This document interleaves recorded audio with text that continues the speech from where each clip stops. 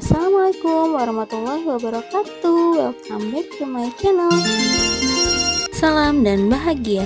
Perkenalkan, saya Putri Wulandari, guru SD yang Tugu 6, Kecamatan Cimanggis, Kota Depok. Setelah mengikuti pelatihan secara mandiri pada platform Merdeka Mengajar yang terdiri dari 7 topik, pada kesempatan ini saya akan melaksanakan aksi nyata pada topik 1, Merdeka Belajar, yaitu menyebar pemahaman Merdeka Belajar.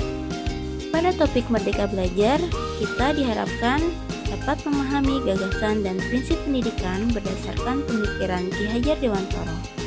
Lalu memahami untuk memfasilitasi murid agar tumbuh sesuai dengan kodratnya, serta penerapan pembelajaran yang memerdekakan murid. Modul yang pertama adalah mengenal dan memahami diri sebagai pendidik. Memahami dan menghayati diri sebagai manusia yang memerdekakan untuk terus belajar. Menyelaraskan peran guru yang relevan dengan konteks murid dan zaman, serta bertutur kata lembut, mendengarkan pendapat, memotivasi untuk gemar dan senang belajar. Tentunya sebagai seorang pendidik, kita harus mengenal diri kita sebelum mengenal murid lebih jauh. Lalu selanjutnya, bagaimana mendidik dan mengajar pada kurikulum Merdeka Belajar. Pada pembelajaran abad 21 ini, kita harus meninggalkan sistem pengajaran zaman kolonial. Di antaranya yang pertama adalah meminta murid berdiri di depan kelas saat lalai mengerjakan tugas. Yang kedua, murid duduk rapi menghadap ke depan dengan kelas yang hening. Yang ketiga, melakukan perankingan berdasarkan nilai pengetahuan. Yang keempat, menyeragamkan pembuatan tugas serta memukul murid ketika tidak mengerjakan tugas.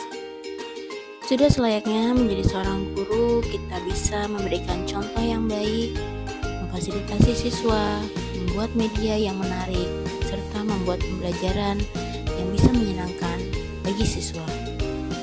Yang selanjutnya adalah mendampingi murid dengan utuh dan menyeluruh. Dalam proses pendampingan terhadap murid, harusnya menyesuaikan dengan kodrat keadaan. Kodrat keadaan ada dua, yaitu kodrat alam dan kodrat zaman.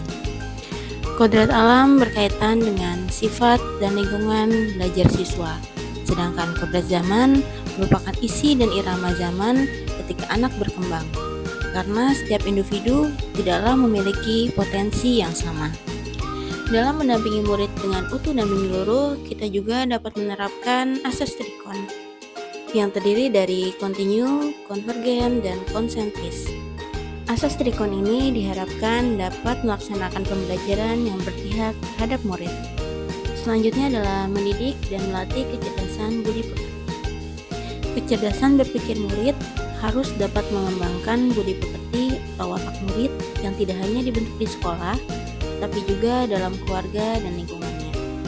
Di modul yang terakhir adalah pendidikan yang mengantarkan keselamatan dan kebahagiaan.